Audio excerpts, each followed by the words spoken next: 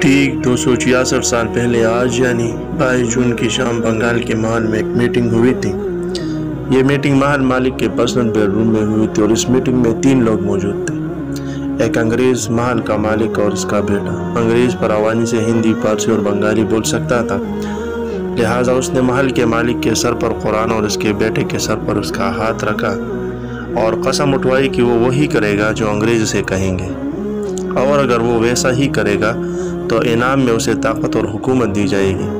لیکن میٹنگ کے آخر میں انگریز کے سامنے ایک شرط بھی رکھ دی گئی جو انگریز نے مان لی۔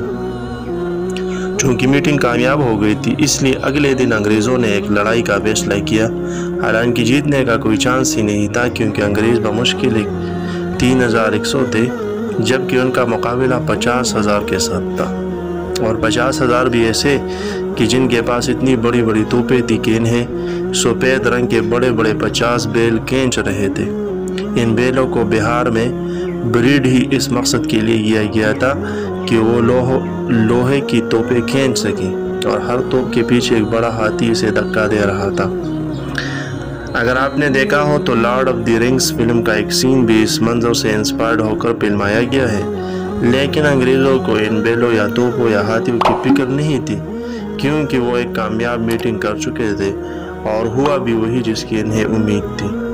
جب لڑائی شروع ہوئی تو 50 میں سے 45,000 فوج خاموشی سے پیچھے ہٹ گئی، اور محض 11 گھنٹے کے اندر بنگال کا پورا صوبہ انگریزوں کی جولی میں جا چکا تھا، اور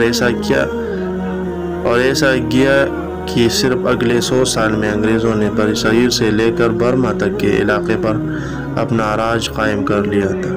لیکن آپ کو یاد ہے کہ میٹنگ میں انگریز کے سامنے ایک شرط بھی رکھی گئی تھی۔ وہ شرط یہ تھی کہ جیتنے کے بعد انگریز ایک مخصوص شخص کی بے حرمتی کریں گے، اور وعدے کے مطابق انہوں نے ایسا ہی کیا۔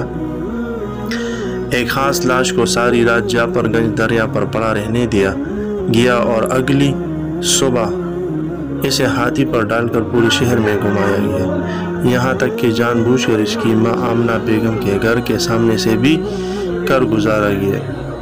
پلاسی کی اس لڑائی میں مرنے والا وہ شخص تھا بنگال کا نواب سراج الدولہ، اور انگریز ولیم واٹس کے سامنے یہ شرط رکھنے والا تھا بنگال کی فوج کا سربراہ غدار میر جعفر۔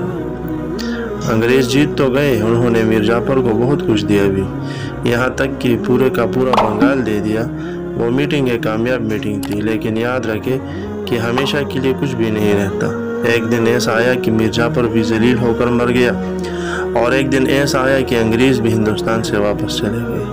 لیکن جس محل میں 22 جون کی شام وہ میٹنگ ہوئی تھی، آج 266 سال گزرنے کے بعد بھی اس محل کے کھنڈرات اپنی جگہ کھڑے ہیں، اور وہاں سے گزرنے والا ہر شخص نفرت سے اس کھنڈرات کو دیکھ کر انہیں نمک حرام ڈیوڑی کہہ کر بلاتا ہے، اور کھنڈر ہو چکے ہیں۔ اس محل کا نام اب تک نمک حرام ڈیوڑی ہی رہے گا۔